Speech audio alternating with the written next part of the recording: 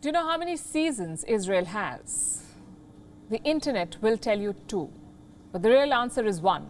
The only season in Israel is election season. I know it sounds like a joke, but Israeli citizens are living through it.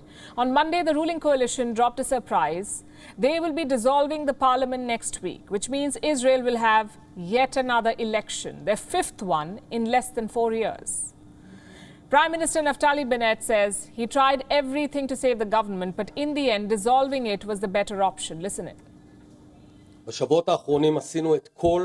In recent weeks, we have done everything that could be done to preserve this government, which in our eyes, its continued existence is in the national interest. Believe me, we have turned every stone upside down, not for our sake, but for the sake of our beautiful country, for you, the citizens of the State of Israel.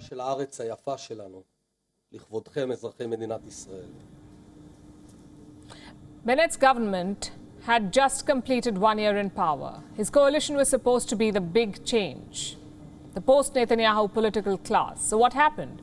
He lost his numbers in parliament. Bennett's coalition already had a wafer-thin majority. They had 62 seats in a House of 120. 3 coalition lawmakers abandoned him in the last 2 months. So the government was down to 59 seats. It became a minority government. And watching from the sidelines was Benjamin Netanyahu. He could have called a no-confidence motion. He could have toppled Bennett any time. Instead, he chose to slowly bleed the government. But on Monday, Bennett had enough. Instead of waiting to be toppled, he took the initiative. Next week, the parliament will be officially dissolved, and in October, elections will be held. But here's the catch. Naftali Bennett will not be prime minister until then. He will give way to his coalition partner, Yair Lapid.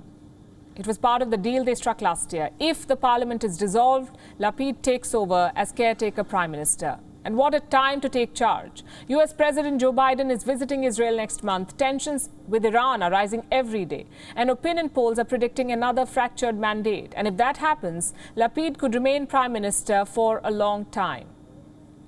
And he's already got his plan sorted. A word about what comes next. Even if we are going into elections in a few months, the challenges we face will not wait. We need to tackle the cost of living, wage the campaign against Iran, Hamas and Hezbollah, and stand against the forces that are threatening to turn Israel into a non-democratic country.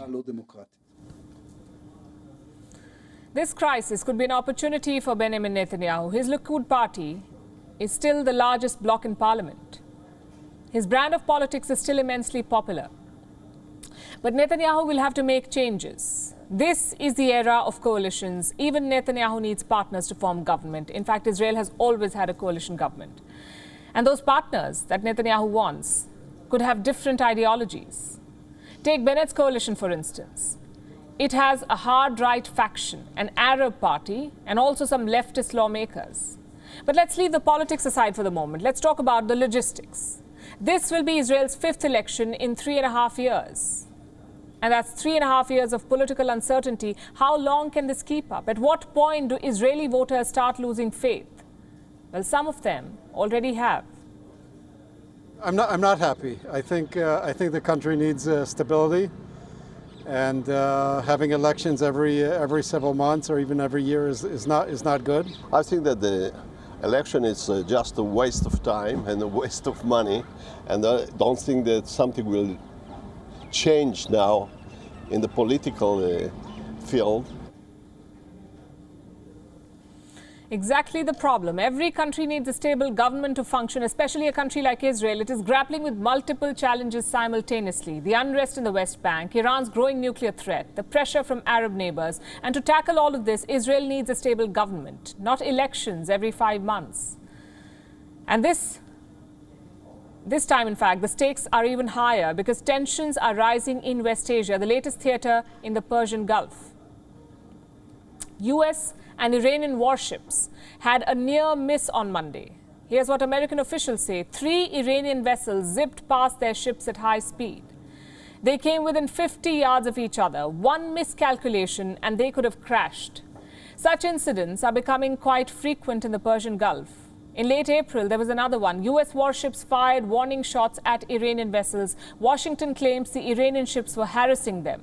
Now, all of this is happening in the high seas, so we cannot verify them. But here's what we can say. The trajectory is not looking good. Such small skirmishes often lead to a wider conflict.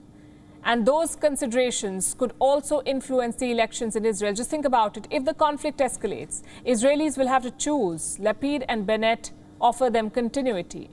Netanyahu offers them experience. He is the longest-serving Israeli prime minister ever. Whoever wins will be hoping for a decisive mandate. If not, maybe it's time to rethink Israel's political system, perhaps tweak the election process. WION is now available in your country. Download the app now and get all the news on the move.